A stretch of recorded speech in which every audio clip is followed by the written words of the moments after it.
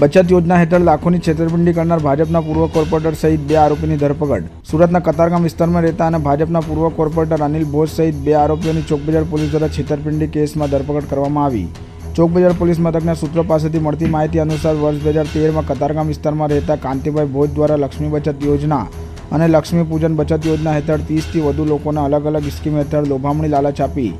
રોકાણ કરવામાં આવ્યું હતું. ત્યારબાદ વર્ષ 2017માં કામજીભાઈનું અવસાન થઈ જતાં તેમના પુત્ર અનિલ ભોજ અને અરવિંદ ભોજ દ્વારા રોકાણકારો પાસેથી માસિક કલેક્શન ચાલુ રાખવામાં આવ્યું હતું, જ્યાં વર્ષ 2019માં રોકાણકારો દ્વારા નિવેશ કરવામાં આવેલી રાશિની મુદત પાકતા પરત કરવામાં આવી ન હતી, જ્યાં રોકાણકારો દ્વારા અવારનવાર સંપર્ક કરવા છતાં તેઓની મૂળ મુદ્દલ સહિત વ્યાજ ચૂકવવામાં આવ્યું ન હતું. એટલું જ નહીં પરંતુ રૂપિયા આપવાનો સાફ ઇનકાર કરી હાથ અદ્ધર કરી દેવામાં આવ્યા હતા, જ્યાં વર્ષ 2019માં આ મામલે ભોગ બનનારાઓએ ચોકબજાર પોલીસ સ્ટેશનનો સંપર્ક કરતા તપાસના અંતે ભાજપના પૂર્વ કોર્પોરેટર અનિલ ભોજ અને તેના ભાઈ અરવિંદ ભોજ વિરુદ્ધ રૂપિયા 39.64 લાખની છેતરપિંડીનો ગુનો દાખલ કરી તપાસ હાથ ધરવામાં આવી.